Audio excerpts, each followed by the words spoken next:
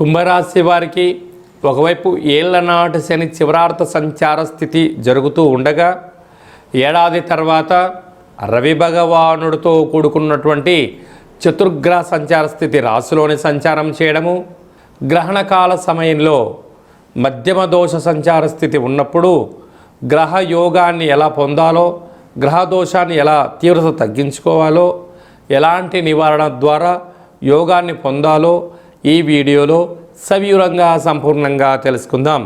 కుంభరాశిలో ఏ నక్షత్రాలు వస్తాయనగా ధనిష్ఠా నక్షత్రంలోని 3వ పాదం, 4వ పాదం, శతభిష నక్షత్రంలోని 4 పాదాలు, పూర్వాభాద్ర నక్షత్రంలోని 1, 2, 3 పాదములు కలిపితే కుంభరాశి. రాశాధిపతి శని భగవానుడు. వీరికి రాశిలోనే ఆత్మకారకుడు రవి, రుణరోగ శత్రుకారకుడు కుజుడు, కుజదోషము, బుద్ధికారకుడు బుధుడు, రవి బుధుడు కలిసి ఉండడం వల్ల బుధాదిత్య రాజయోగం, రాహు అక్కడే సంచారం చేయడం వల్ల వాస్తు నరదృశ్యకారకుడు ఉండడం వలన కోపం తగదు, మౌనం అవసరం, ధ్యానం, సత్ప్రవర్తన, ఏకాగ్రత, ఆరోగ్య సూత్రాలు, నియమము అవసరమని చెప్పి గుర్తుపెట్టుకోగలగాలి. వీలైనంత వరకు దూరావాయు జల ప్రయాణాలు చేసేటప్పుడు ఎన్నో జాగ్రత్తలు అవసరమని చెప్పి కూడా జ్యోతిర్విజ్ఞానం తెలియచేస్తుంది.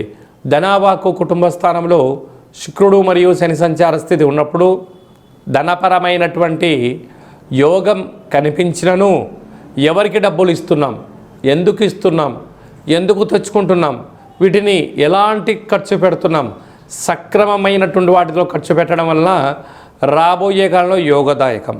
హంగులకు, ఆర్భాటాలకు, విందులకు, వినోదాలకు, కోపతాపాలకు, ఆవేశాలకు వెళ్ళారా, వెళ్ళిన సమయం ధనం తిరిగి రాకపోగా మీకు అనారోగ్యము, అప్పులు, స్థిరచరాస్తులకు ముప్పు తెప్పించే పరిస్థితి కనపడుతుందని చెప్పి కూడా జ్యోతిర్విజ్ఞానం తెలియచేస్తుంది.